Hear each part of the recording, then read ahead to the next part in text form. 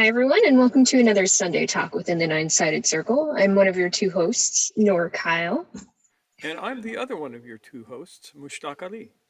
And we want to thank you for rejoining us again after a holiday break where we took a couple of weekends off and got the opportunity to relax, and hopefully all of you did as well. And here we are again at our usual time, in our usual place, back to our usual routine. So thank you for joining us. Whether you're here live, we have several awesome people here, or you're joining us on the replay. Mushtaq, do you want to give a little spiel? Yes, but first I would like to say that this is not our usual routine. This is our unusual routine. I like that. There you go. All right. Let me talk enough so that my camera switches back there. There you go. Let me say to you, they keep switching back to you, Noor, and I think that's because you look better than I do. The camera would rather look at you. All right. Makes sense to me, but we'll try this again. When I mute myself, it goes back to me for some reason. I will just talk really loud and move around a lot, and it looks like I've turned green in the interim. Can I get Okay. proper color? All right, enough messing around. So let me tell you, if you're here watching us on YouTube, welcome. We're happy to have you. And if this is your first time watching us on YouTube, you are doubly welcome. And even if this is your 100th time and you haven't yet, I would like to suggest to you that it would be absolutely the most wonderful thing in the world if you would consider subscribing to our channel. It's a little button and it's right down there. And you just push it and you're subscribed and it doesn't hurt at all. And then you will know when we put out new videos, which will be at least a couple times a week, I think.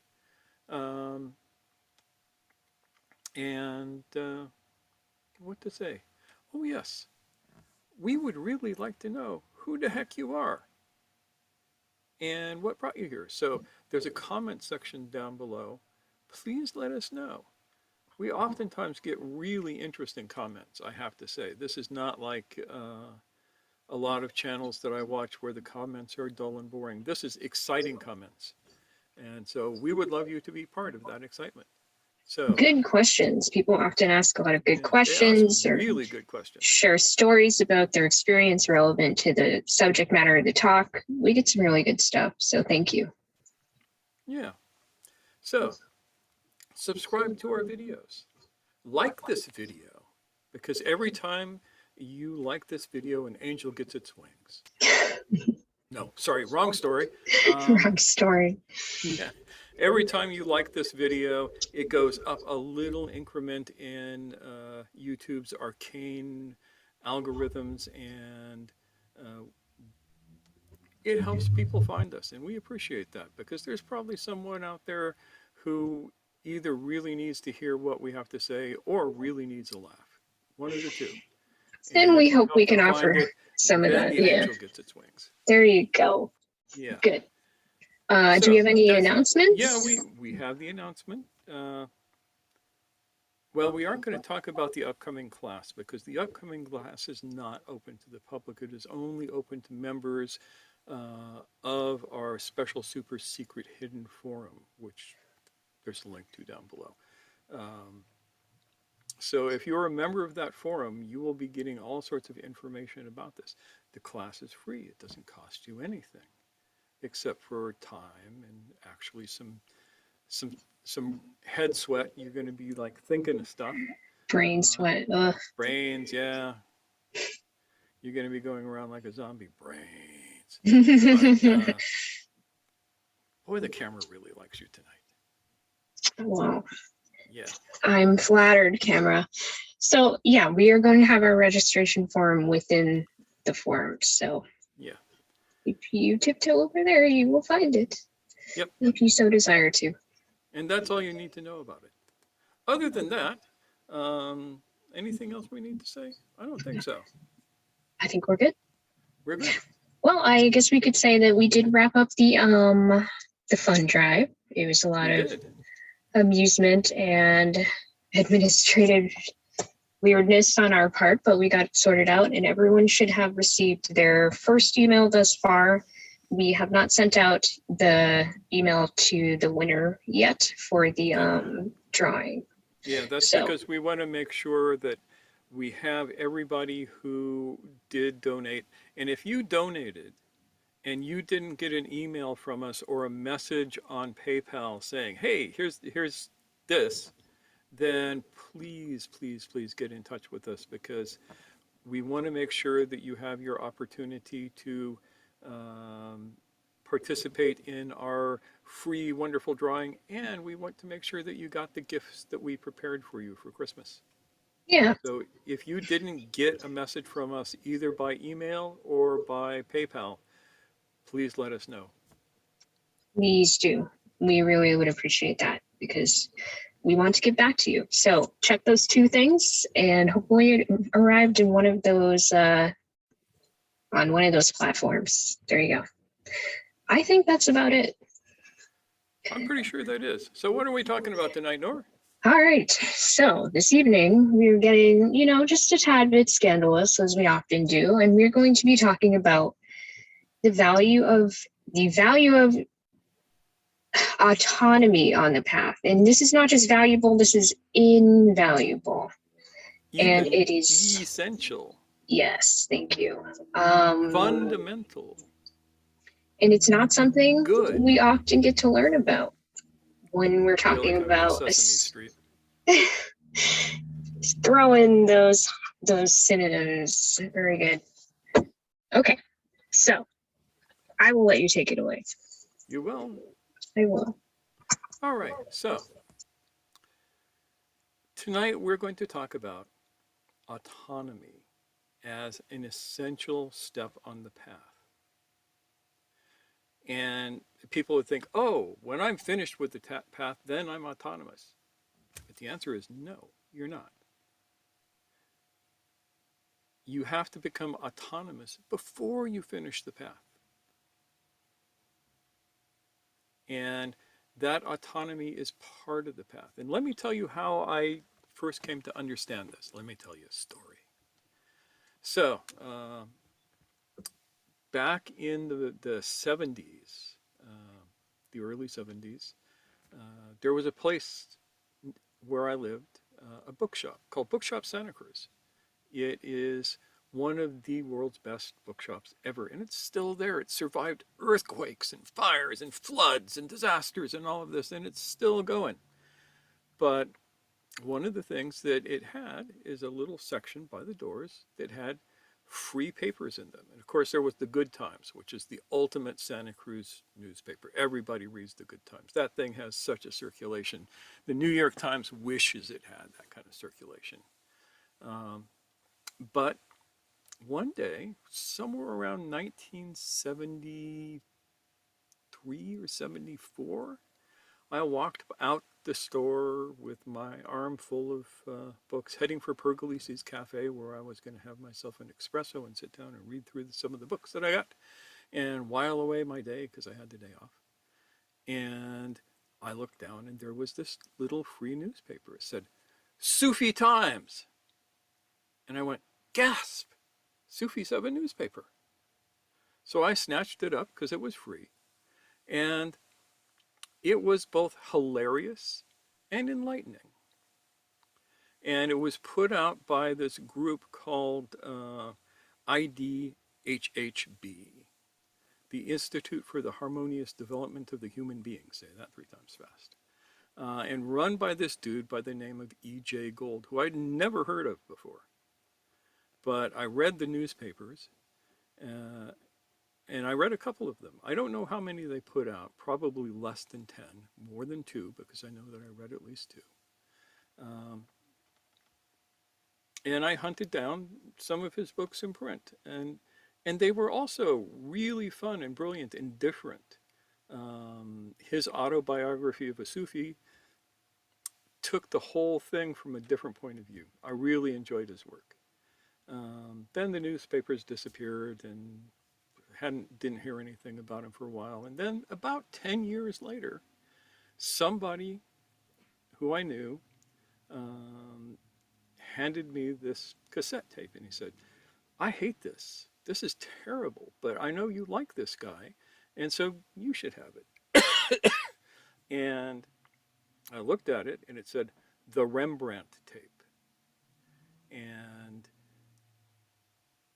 it was by this E.J. Gold dude. So I listened to it.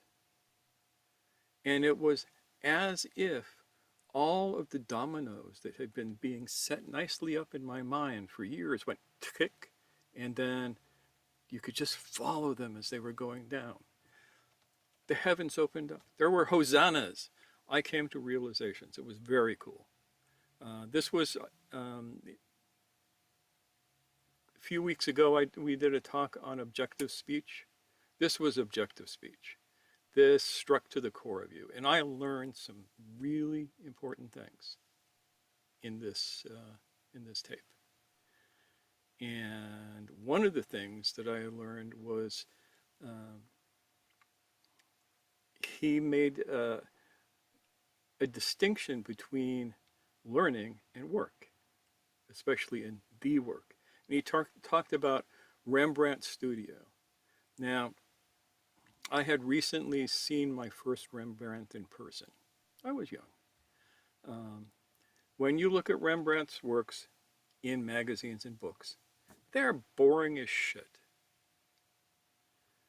You know, these dull Dutch guys standing around wearing black and white clothes, and maybe there's a nice flower basket by them or something. But by and large, they look like people you wouldn't give the time of day to. But when you were standing in front of one of Rembrandt's paintings and you see the transparency of the colors and the light reflecting on 4 or 5 different layers of colors and then bouncing back to you, and how alive that painting becomes, you realize why he was a genius.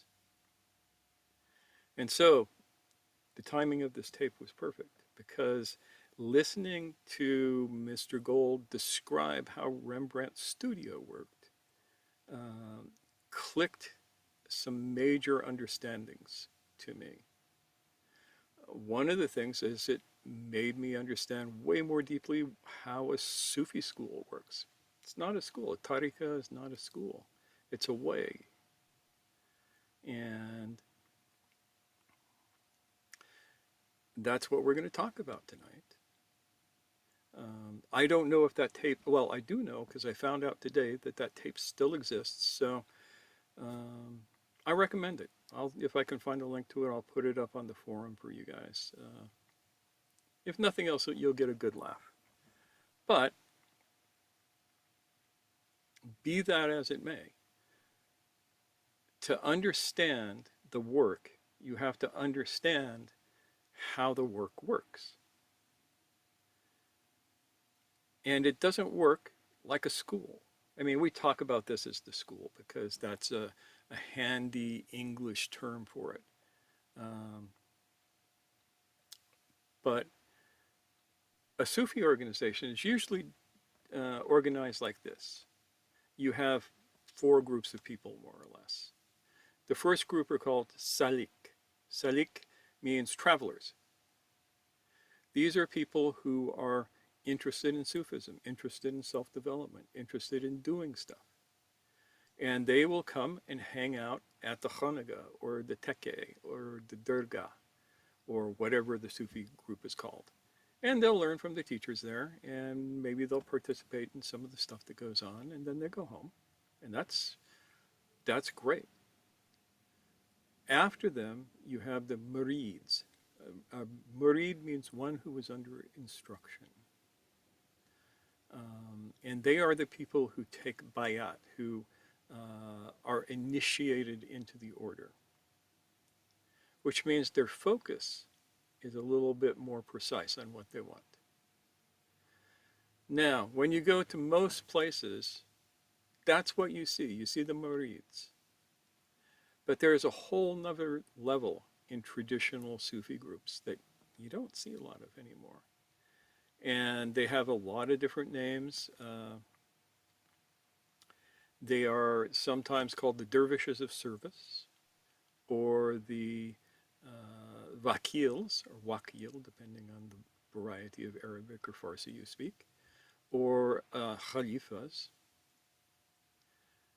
And they are the people who are actively involved in the work in the world um, in very concrete ways. And we will come back to this in a moment. Then finally, you have the sheikh or the sheikhs, because there are often more than one. There is usually one person who is the leader, more or less, and they're often called the Murshid. Um, Interestingly enough, traditionally this could be a man or a woman, depending on where you were in the world, and this is important to know. Um, there are plenty of women sheikhs out there. They're a little bit more hidden because it upsets the boys. But my last teacher, he learned from a Bektashi couple, both of whom were sheikhs, but the wife was the leader. And they were amazing healers from all accounts, and he learned his Sufi healing from them. So the Murshids will send the vakils and the khalifas out into the world. There was a point in my training where my teacher was sending me, oh, hey, they're going to really like you in Tanzania. Go over there. So I go and I spend a year in Tanzania. Oh, they like you in Australia. I go and I spend some time in Australia. I don't know if they liked me, but I sure liked them. I was in Melbourne. Beautiful place. You know, it's like, they like you in New York. Okay. They like you here. They like you there. These Christians over here will like you to come and talk to them about Islam. It's like all of that. That's what you do as the representative, as the deputy or the representative of the teacher. Now, out of this, around the 8th century Common Era, thereabouts, maybe a little earlier, you had what were known as Futwa Brotherhoods. Futwa is an interesting term.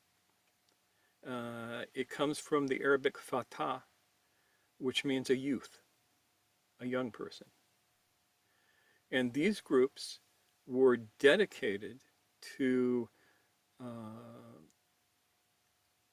living very, very high standards of life, more high moral standards, but acting them out, acts of kindness everywhere, feed the poor, house the homeless, you know, clothe the naked, the whole 9 yards. That was what they were all about. And by the way, this is Futwa is usually translated into English as chivalry, because they also did all manner of physical exercises, including exercises at arms. And they spread from the Arabian Peninsula through the Fertile Crescent and up into Central Asia. When they got to Central Asia, they transformed again and became known as, thank you, Noor, known as the Akhi Brotherhoods. Akhi is another Arabic term, and it means a brother. Now, you have to forgive me for the male-oriented language of the times, but I'm just telling you what they said back then. I don't like these terms. I don't use them anymore. But it sounds really weird to say siblings. Though it could work. We are this. Actually, there's a great book about that, but I'm not going to tell you about that. You're going to have to guess. So these Achi groups were the prototype of the guilds that appeared later. And they also divided their members up into 4 groups. you had at the bottom, or as at the entry point, errand boys. Errand boys were usually pretty young, and they would come to the place where these folks were doing something, and there was always a craft involved. Um, you know, weaving, jewelry making, stone polishing, gold work, perfume making, any of these things. They all had their Ahi brotherhoods that were connected with them. So these kids would come, they would, clean, they would run the errands and all of that kind of stuff, and they usually didn't get paid. They might get a meal out of it. And then you had young people who were often selected from the errand boys, which became the equivalent of apprentices. And they were officially accepted into the brotherhoods and began working to learn the crafts. And they would spend some years learning whatever craft it was, at which point they became the equivalent to what we now call journeymen or journey humans, to get away from the sexist term. And they would literally go out and do the craft. The masters might say, that town over there, they don't have a guild. They don't have an ahi. Go and start one. Go and open up a coppersmith shop and start doing it there and gather students to you and teach futwa. Teach proper chivalry as part of what you're teaching. And that's how the guilds spread all over Anatolia this way, the Ahi brotherhoods. And it got to the point where the emperors would ask the masters of the guilds, please send some people to this town and help them organize. Please send some people to that town and help them organize. It was kind of fascinating how that worked. And if the journeymen were so inclined, they would one day perhaps, they would be going back and forth to their home guild on a fairly regular basis, but one day they would show up and they would present their masterpiece. Now, a masterpiece is not just a really fine piece of work. It is something that adds to the corpus of knowledge of their art. Think about that.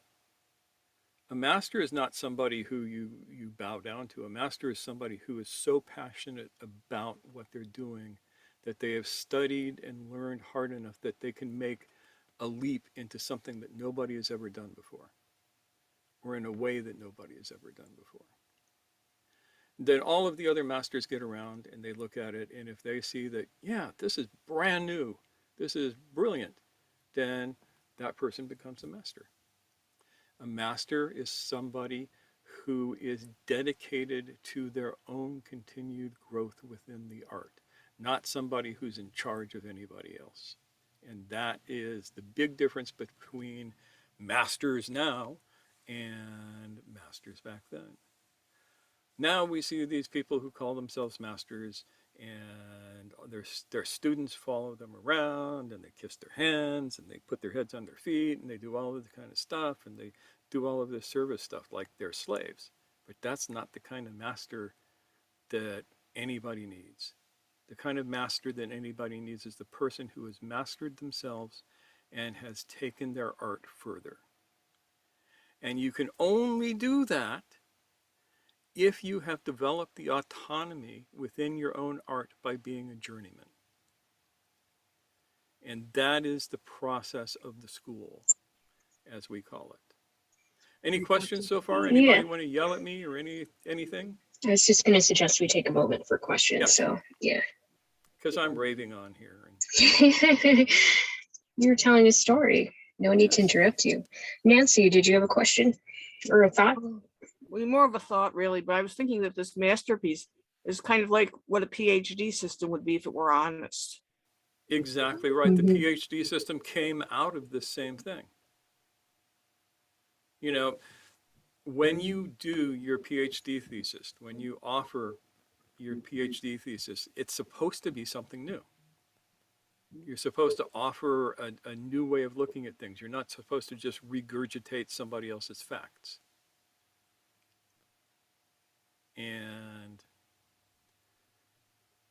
that gets harder and harder. But, you know, that's what a doctor is supposed to be. Same with the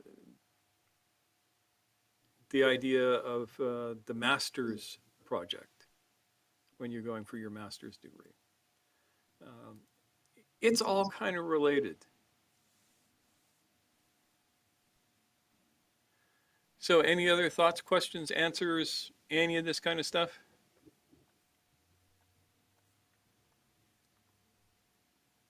I guess we're good to move on. But I don't have anything else to say if somebody doesn't have a question. I mean, this is it. If you want to actually do the work in this kind of work, the work that came from Gurdjieff, the work that came down through the Sufi orders, it requires this sort of path. And this is one of the things that Gold made clear in his tape. He drew a direct correlation between the way Rembrandt ran his studio, ran his shop, and the way Gurdjieff ran his studio and ran his shop. And Gurdjieff himself said, this not school, this elseness of school, and weird language, because he spoke shit English and shit Russian and shit French. His Turkish was pretty good. But he kept trying to tell his students, this is not a school. And the difference between a school and a tariqa, or a school and an artist's workshop, is that a school, people go to learn. A tariqa, an artist's workshop, people come to work. Learning is inevitable in the process of working. But people don't come to work. Most times they come to learn. I want to learn how to do this. And that's not how it's done. If you want to work, you come and work, and inevitably you will learn how to do that in the process of work. Another example from my own last teacher, he ran a pizza joint. I have told you about this. Best pizza you've ever had. And he would bring his students in. You know, and some of them were PhDs. Some of them were very highfalutin people. And he would have them work making pizza. And he would teach them every facet of how to make pizza and the other foods that are served in a pizza shop, how to do the business. He would pay them for their labor. And in that process, he taught them how to do Sufism. I mean, it really was the way of the pizza. And it was brilliant. And so many people didn't get it because it was also hard work. If you have ever tried to knead 20 pounds of pizza dough by hand, you realize you are doing some forearm work like nobody else in the world knows how to do. The guys who knead the pizza dough, you do not want to arm wrestle with them. So Aaron has a question. Yes. Aaron asks, so is the masterpiece in part a demonstration of one's autonomy? Yes, you cannot produce a masterpiece unless you have achieved your own autonomy. Because the masterpiece requires that you create something from your own essence, not just parrot what the masters and the other journeymen have done. It's the difference between quantitative and qualitative work. Quantitative work is, here you have a technique of wood carving, and you can refine it, and you can refine it, and you can refine it, and you can, um, find different ways to make it look better, but it's still the same technique, just more and more complex. And then somebody who is about to step into the master's place comes and they look at it and they say, oh, here's a whole new twist on this. And they create something new out of it. And they add that to the syllabus of the guild. And that's, in some ways, that's how you know with a lot of stuff that comes out of these old guilds when it was made, because you look at it and go, this was at the time that they did it this way, and then all of a sudden this new technique added and it looked like this. And so this is from then, so it had to have been at least this old, So or at least then, this new. yeah, and you can share with the collective in that way as well. Yes. Like you're Yeah. benefiting everyone by going out, using the principles and practices that you've learned within the group, doing your own thing, applying those principles to your, in the process of learning what your own flow is and your own passions might be unique to you. And then you return with what emerges from that, and you benefit the collective out of your own essence. Yes. One of the things that is going to happen when you are doing your journeyman work is that you are discovering your purpose. Not just your purpose on a surface level, but your deep purpose, the purpose that's going to take the whole rest of your life to fulfill. And in discovering that purpose, you also discover your passion. And those two things, the passion and the purpose, are what creates the masterwork that raises you to the level of the masters. And again, I hate using that word because it has such stupid connotations. It is not mastery over any other human being. It is mastery over yourself, that so that you can continue to learn. That's what being a master really means. When you have mastered yourself deeply enough that you can continue to learn on your path and realize that there is no end to the learning. There is no there to get. You will never get there because there does not exist. It's just, as it said on the front of that beautiful psychedelic school bus, further.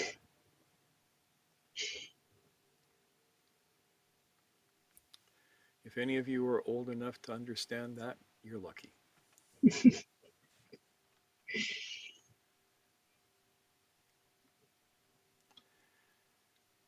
So that's what mastery really is for us. It can be other things for other people. We don't care. If you want to have people follow you around kissing your feet all the time, yeah, more power to you. There are lots of stupid people in the world. They're willing to do that. Bethany, I saw you unmuted. Did you have a thought or question you wanted to share?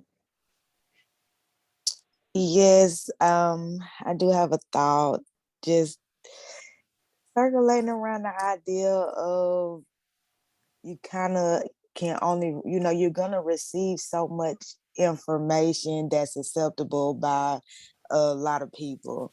And then it's like, okay, there comes a time where you may feel like there's something you have to share, but you can have reservations about it because you don't know if it's going to be accepted, like everything else was, but it's like it's still necessary, Absolutely. And that's the virtue of having a guild back in the days, or having an ahi, is that you go out and they say, why do you think you can do this? You point back home and you say, they say I can, and you know that they know how to do it.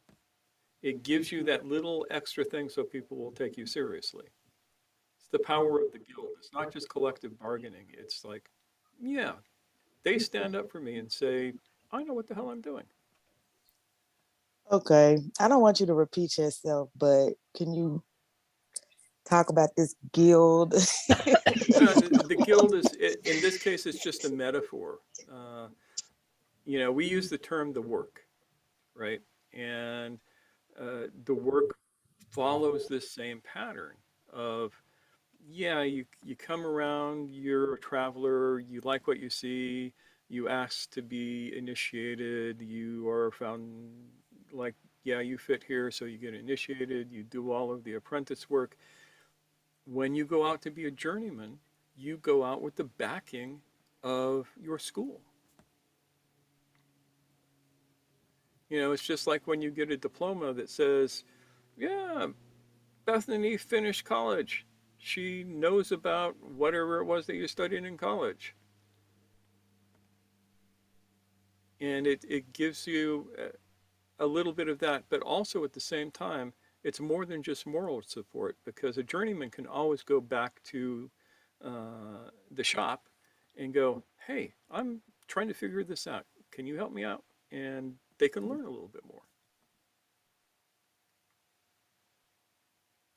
But they have to be autonomous. They have to go from their own authority. They have to find their own authority and go for it. Is that making any sense? I feel like there's a lot of thoughts going on. There's a whole bunch of stuff in this, more than we Yeah. can talk about in an hour. Yeah. Yeah. Excuse me. I think Bethany's question was about the little earlier stage where you're trying to put together a masterpiece and you're not sure if you have enough to make it happen. How does that feel for you, Phoebe? Does that feel like a somewhat accurate rewording? It definitely has its place. Mm-hmm. Yeah. Yes. Well, that's where you go back to the guild hall and you go, hey, am I understanding this correctly? And they'll say, yeah. Or they'll say, a little bit more like this. Polish this a little bit more. So I guess like I get, this is where I'm getting conflicted. The guild appears to be necessary. And so if it's necessary, like how can it be fully autonomous? I should say that one can finish the path as a salik, as a traveler who has never joined a tariqa, who has never done anything. You can completely finish the path, or you can completely finish the path as an apprentice, as a murid. You could go from murid to finished murid. You have done all of the stuff. So you don't need the guild. The guild is there, or the tariqa is there as a tool to help you. Not that you need it.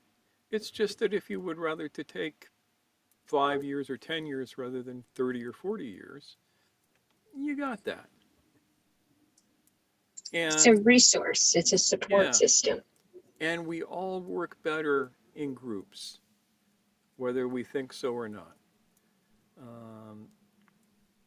This was something that Gurdjieff tried to get through to his people. He said, if you want to grow, get involved in a group.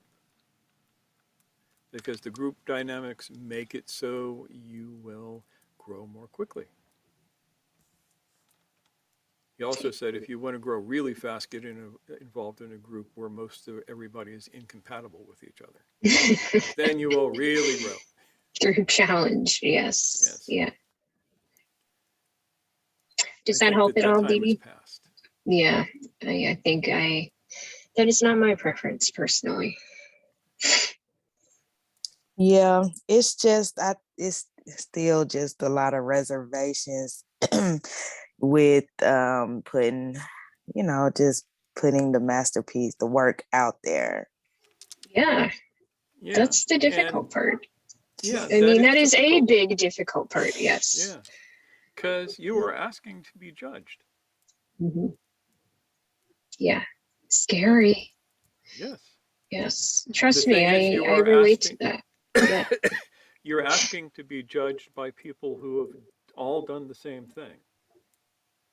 And if they are truly have reached that level of mastery, they're going to remember what it was like when they brought their masterpiece in to be judged.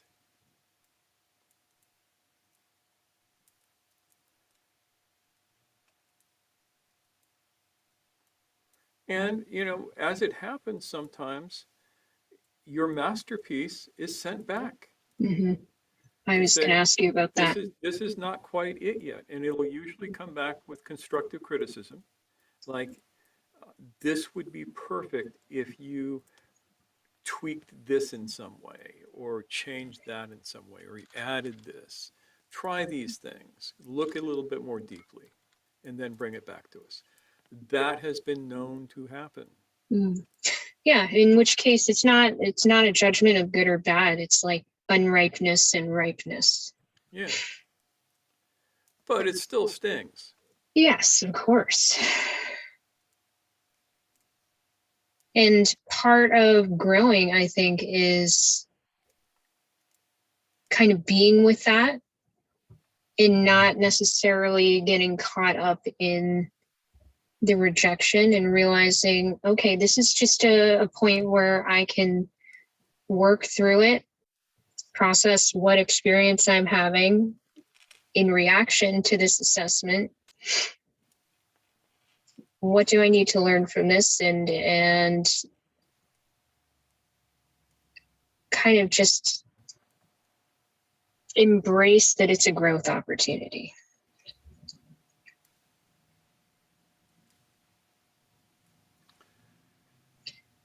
And no matter what we tell you, it's going to be scary. Yeah. I think this was just my last little comment on it. Is just the masterpiece is necessary. If you really want to take it to that level, yeah. It's not necessary in any being in the world thing. You can be a journeyman for your entire life, and a whole lot of people were. Whole lot of people were. But if you have the passion and the purpose that it takes to be a master of the art, like I said, taking the art further, then it's necessary.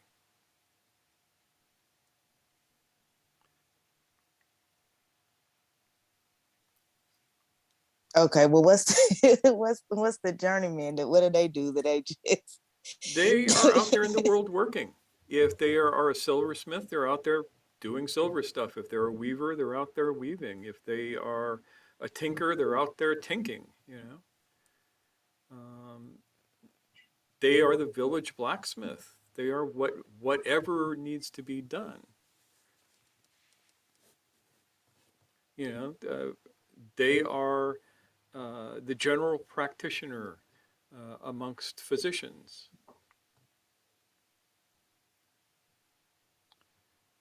Yeah, in the way you raise up doctors, the journeyman would be the resident, if that makes sense.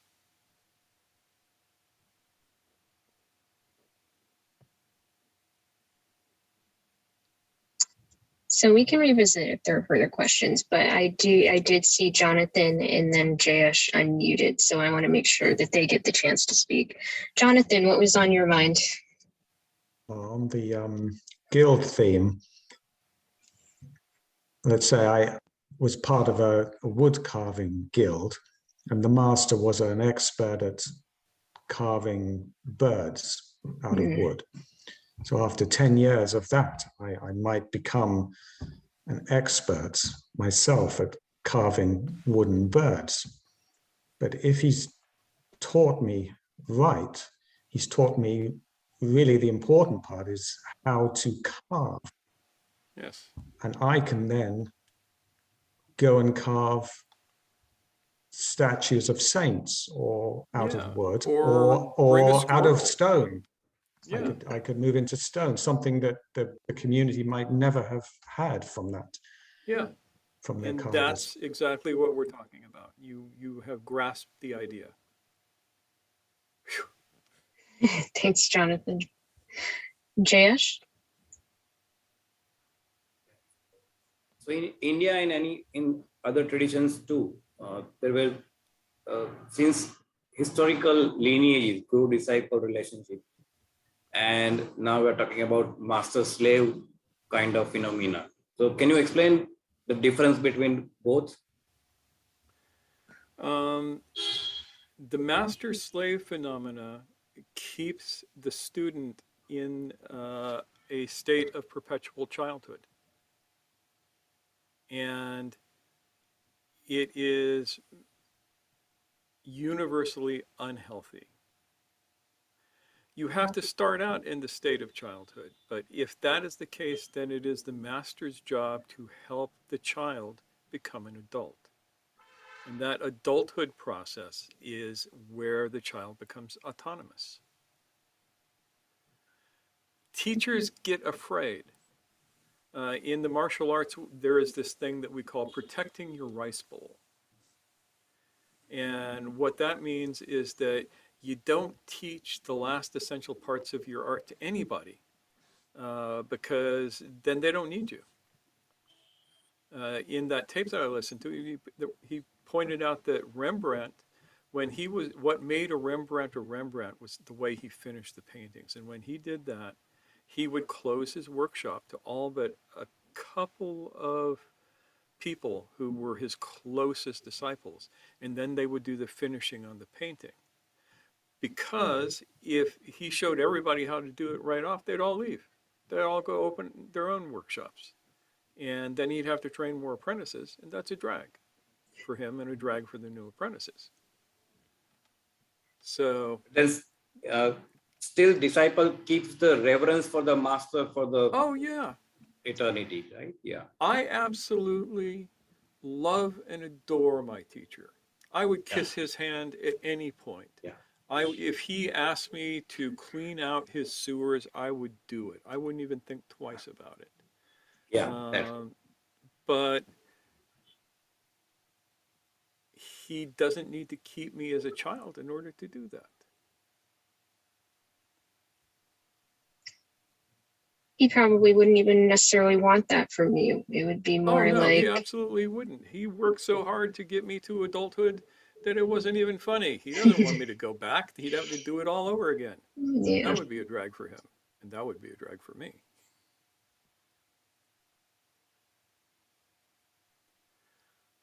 But that's the difference of, and part of that is reciprocal. My teacher never expected people to serve him. As a matter of fact, he would often hide the fact that he needed something done so that we wouldn't all go running out, oh, let me serve you, teacher.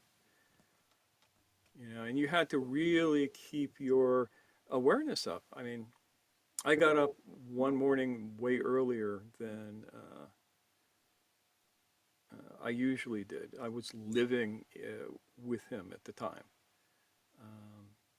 And he was out in the backyard picking up dog shit because he had got his kids a dog. They wanted a dog really, really bad, and he loved his kids. And so he got them a dog. And they forgot about the agreement where they were going to take care of the dog. So there was all the dog shit in the yard. And he was out there at like 5 a.m. picking up the dog shit. And I look at it and I go, ah! You know, running out there and, Sheikh, let me take this from you. You shouldn't be picking up dog shit. Let me pick up the dog shit.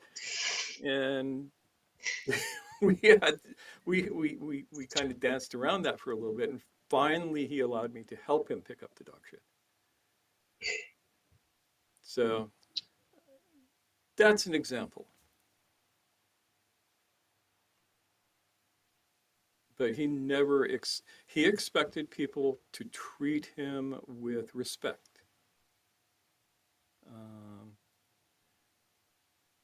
But he never expected anybody to treat him with like he was some sort of high muckety muck whose ass they had to kiss.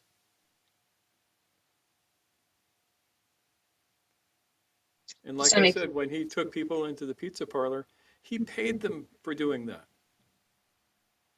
This wasn't selfless service to the teacher. This was, I'm sorry, it's minimum wage, but that's what we make. But you can keep all your tips.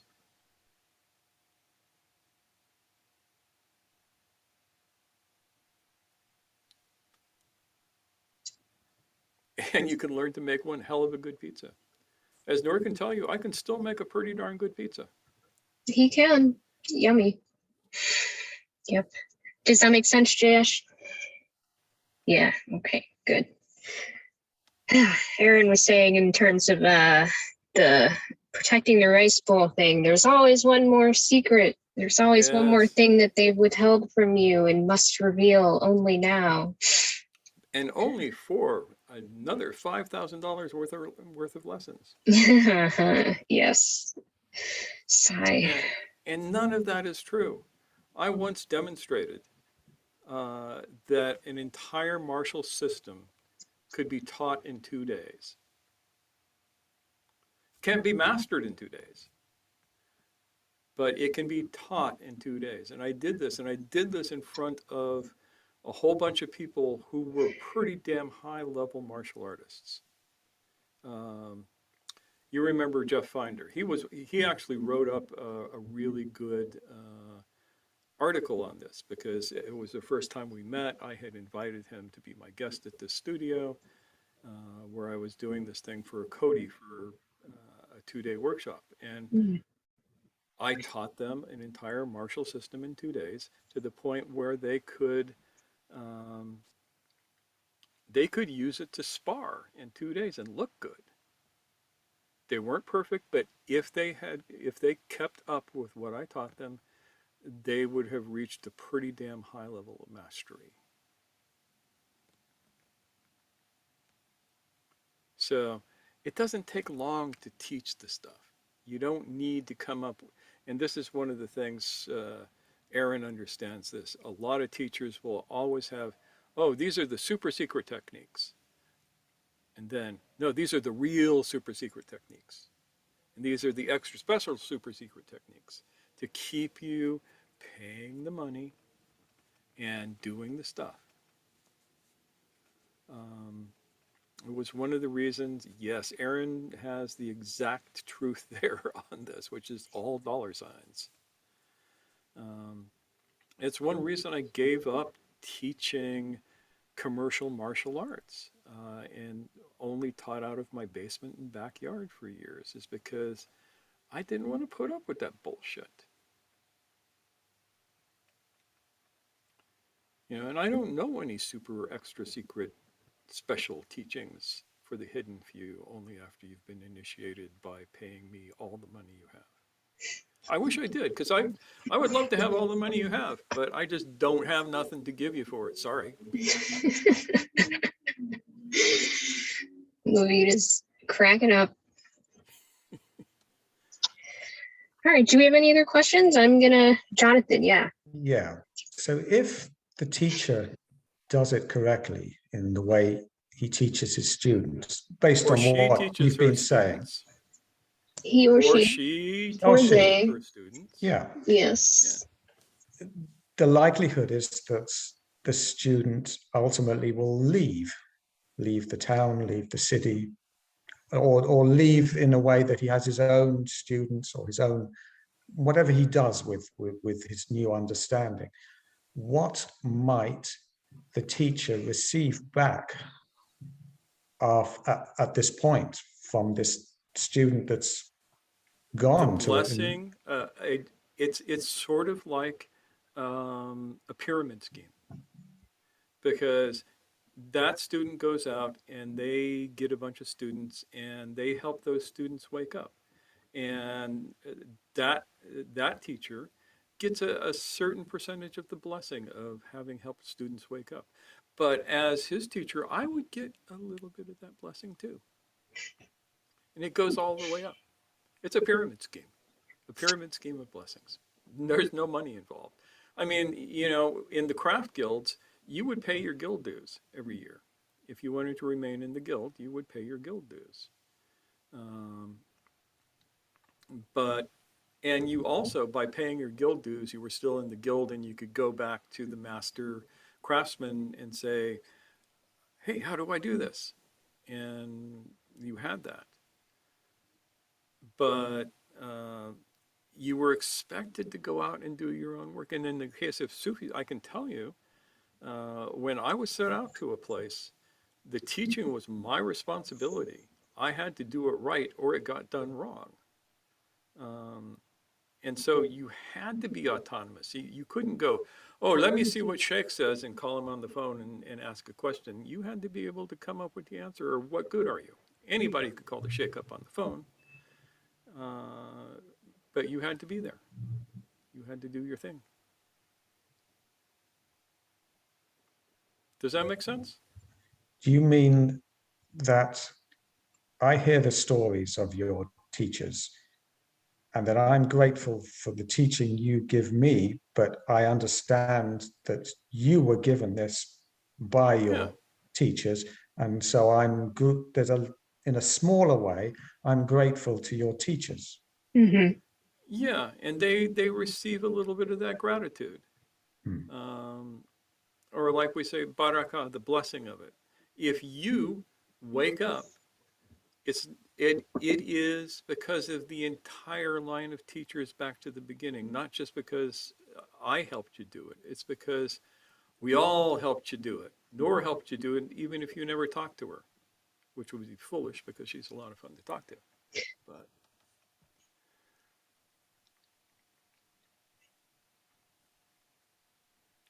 yeah, so that makes sense. It does very much. Good. Sydney, talk to me. Blast us with your air conditioning. I really enjoyed this talk. I did a lot. Two things kind of came up for me. So my dad works for PG&E, and PG&E uses the guild names.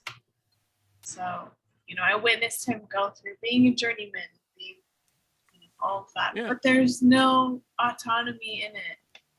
No. You can't become a master within that sort of scheme. No, and that's what happened with all the guilds is they got co-opted by governments and by businesses.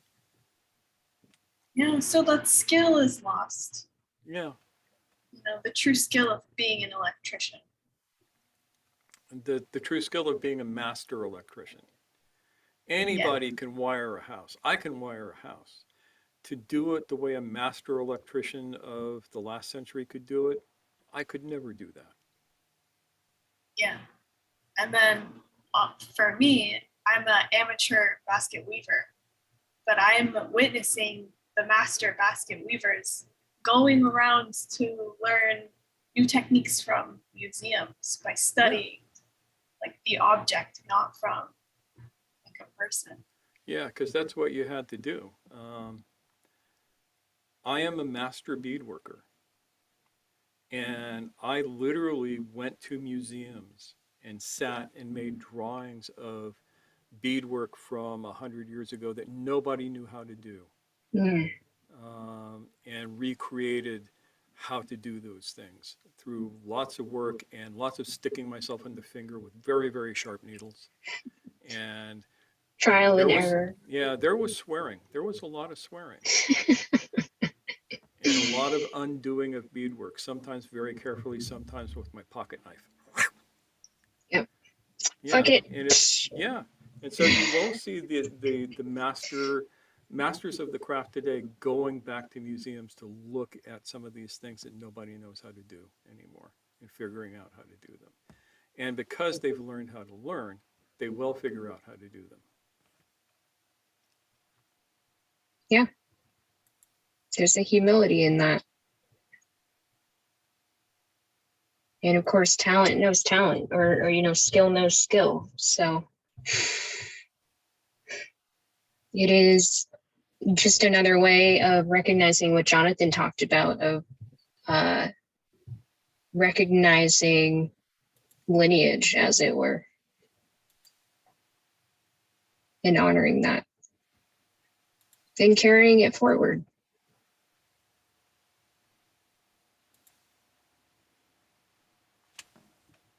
Because you are your descendants' ancestor. You get to carry that torch and prepare the way for them.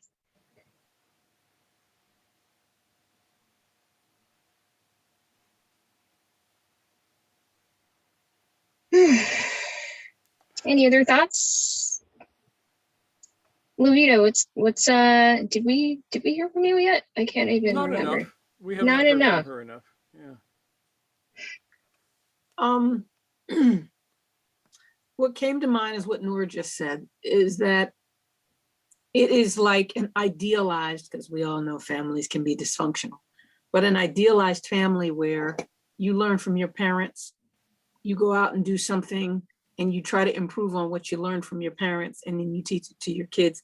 And if all goes well, they will improve on what you did. That's kind of how it sounds to me, that, you know, if everything goes the way it should, 100 years from now, whatever craft you're learning will be advanced because your genealogy was in it. Your grandparents, your parents, you, and your descendants. Yes, and the same thing goes for teacher and student, and you know, the cycle continues. Student becomes teacher, teaches student. Students become teacher, teaches student. Yeah. Unless, of course, the teacher is guarding their rice bowl. Yes. Or you have parents who are, you know, children themselves, and they don't really know how to raise up children and pass the torch in a way. And then the child kind of has to find other resources. Yeah. Yeah, I've seen that where it's like, it's time for the child to grow up, and the child is 40 years old, and the parent is still like, you got to call me and let me know when you get home. You know, Yeah. and not in that normal, hey, I just want to make certain you're alive, but I need to know you every second like you're 5. And it's like, wow. So, yeah. But, you know, that's just a human thing. Yes. But It is. yeah, you're not All wrong right. to draw those connections. I think But we've got yeah. everybody covered. So Think so. let's wrap this sucker up. I have Nancy, switched us. Nancy, did you have any another last thought? thoughts you wanted to share? Just one very sharp phrasing from a mother Sure. who said that she wasn't raising children, she was raising adults. Ah, Yeah, yes. thumbs up to I that. like that. Yes. Thanks, Nancy. Thank you to everyone. All right, let's go on Brady Bunch mode. We are, in fact, on great Brady Bunch mode. All right, so that means that we can wave to each other and wave goodbye to everybody who's Bye, watching on the folks. replay. Thanks for coming. Thanks for See you everything, next week. everyone. And next See you week, I soon. think, is next week our big deal with the 2 days, 2 in a day? I believe it is. Yeah, so next week is also the other talk. Wait, you know what? I want to make sure that I confirm that before we say Confirm that. Okay. No, that's going to be the weekend of the 22nd. Okay, phew. The 23rd is when we will have our double talk Sunday. So we don't have to stress too much about next weekend. Okay, So that works. there you go. All right. Bye, folks. Bye, everybody.